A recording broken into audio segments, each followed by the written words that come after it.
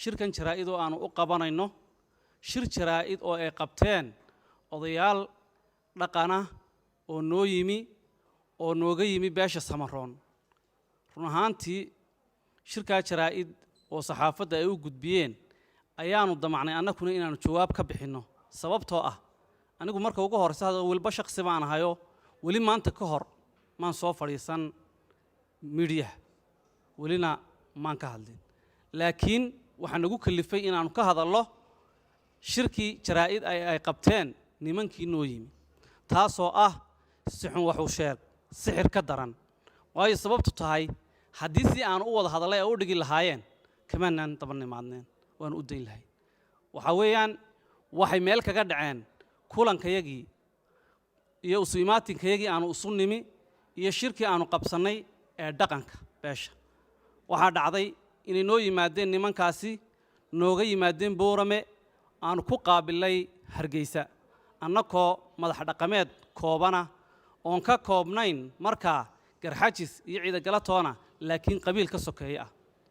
oo qoysa sida ay sheegeen ayagu waxay sheegeen inay la kulmeen qabiil intaa ka ballaaran oo ciidagala weyne ah waxba kama jiraan oo waxyaabaha uu caaqil jaamac yiri wax allaala wax ka jira ma jirto markii noo yimaadeen annagu waxaanu u dhignay gogoshii ay lahaayeen iyo xurmada ay lahaayeen iyo Suuriyadii intaba waanu soo raacinay waanaanu ajiibnay dalabkoodii ahaa inaan u soo fadhiisano markaan u soo fadhiisanay waxay noola shir yimaadeen qodobo dhowra qodobada dhowrka waxa ka mid ahaa inuu inankaasi inantaa qabo oo uu meher u ku qabay soona bandhigay iyo wixii gurigooda ay ku sameeyeen oo fudabada u soo saaray markaanu annagu baadhnay aan hoos u eegnay aanu arrinka gun iyo baarba ka soo baadhnay waxaanu hayno qabitaani oo inankaasi inantaa uu qabo ma jirin markaanu taa ay noola yimaadeen aanu aga jawaabnay inaanu inankaasi markii aanu baadhnay hawsha ay noo muuqan weydaan oo arki weynay in ay maaragtay wax uu dibadda soo dhigay aanu jirin waxaanu go'aansanay inaanu jawaabta siday ahayd u siino waxaanu nidhi arrinkaa ma hayno annagu xaggayaga haddii xaggiina caddayn ka haysaan oo wax caddayna aa haysaan oo meherkaa aa sheegaysaan meherku shuruudu leey weli baa inanta bixiya wadaad baa meheriya shuhuuduu yeeshaa intaaba soo bandhiga baanu nidhi markay noo yimaadeen wafdidii uu Suldaan Saleebaan hogaaminayay arrinkaa way soo bandhigi karaan wax caddayna way u waayeen Suldaan Saleebaan wuxuu caddeeyey inaanu kula soconin arrinkan ay inamadu ka hadleen amba odayaashu ay u socdeen oo wuxuu beri ka noqday inuu ka garamo inuu ka doodo kulamana socdo uu yidhi markay intaasi dhacday wuxuu siiyey odayaal ayaga ka mid ah markaanu annagu jawaabtaa bixinay ayaga dhexdoodii ayaa isqabsaday way isdileen golahii gudihiisa bay isku qabsadeen arrinkii Suldaan Saleebaan soo jeediyey oo ahaa inuu asagu xalka ay u dhiibaan maadaama wixii uu fashilmay oo wax cad ay la iman waayeen way diideen waana ku gacan saydheen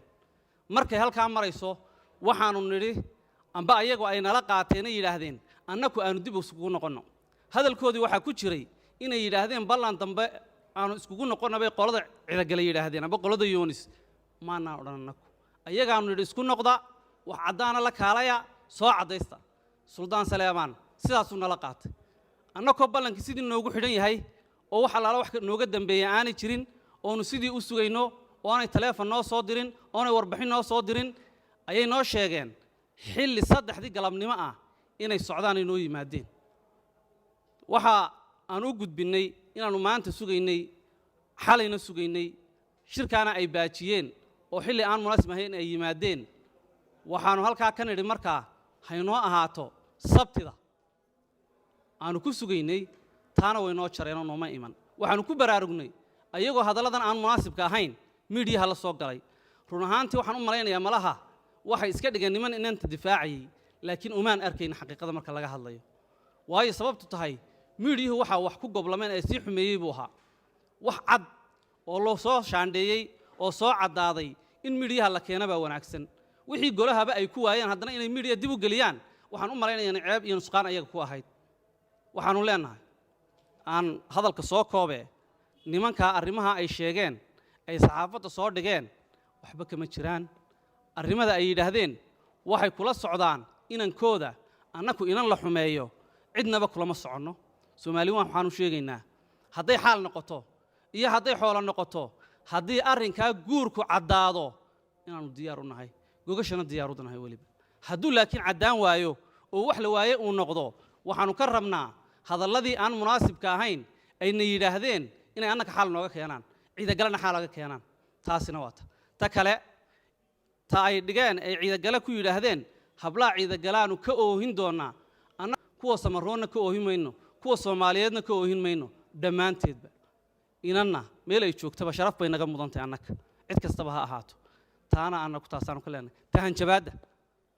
nin hanjabay isagaa hanjabo afkiisa xumeeyey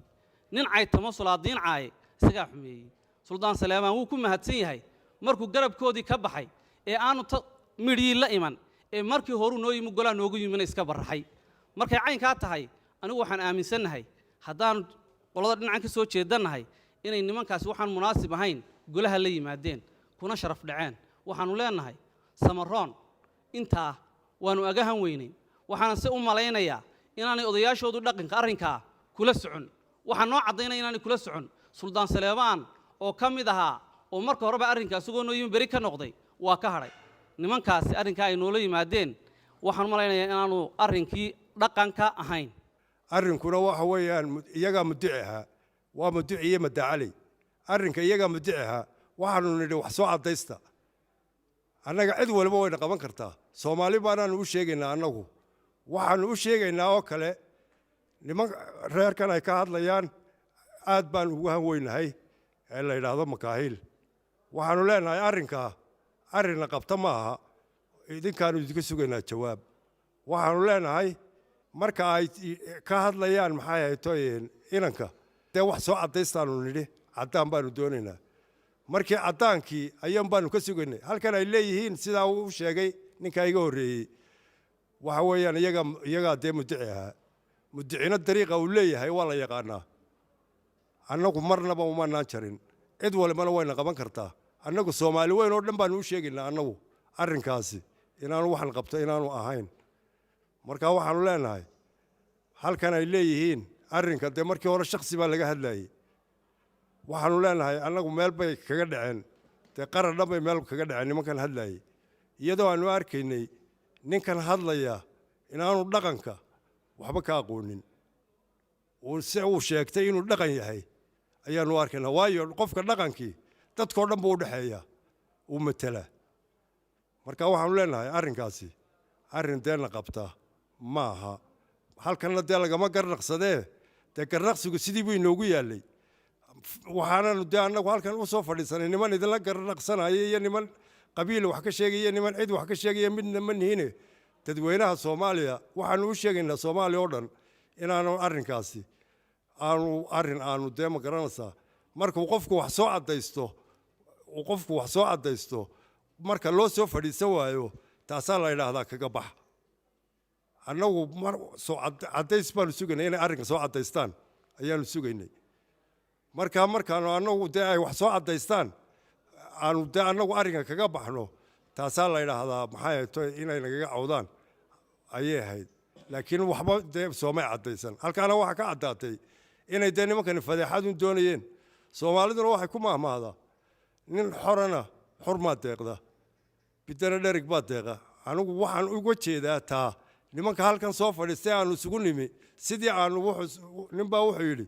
sidii aan kuugu caanalisay igumad hambaynin annagu sidaanu idiin sharafnay iyo sidaanu idiin soo dhoweynay midna nogumaydaan hambaynin sababtoo annaga waxa weeyaan miidiyaha dee rag baa ka dukaamaysta oo ka shaqaysta taa idinkamaanaan filaynoo dee waxaanaan idinka filayn dee ceeb intii hore dibadda u baxday ee dadku dee ay wax ka dhex sameeyeen innagu dee taa dhaqankeenna dee kumay jirin marka waxa weeyaan arrinkaasi arrin annagana qabta muu ahayn waxaana leeyahay arrinkaa waxaanu ka sugaynaa qabiilkaa ay caayeen iyo dadkan ay caayeen waxaanu ka sugaynaa reerka la yidhaahdo makaahil iyo Samaroon iyo Soomaali baanu ka sugaynaa arrinkaa waxaynu uga soo jawaabaan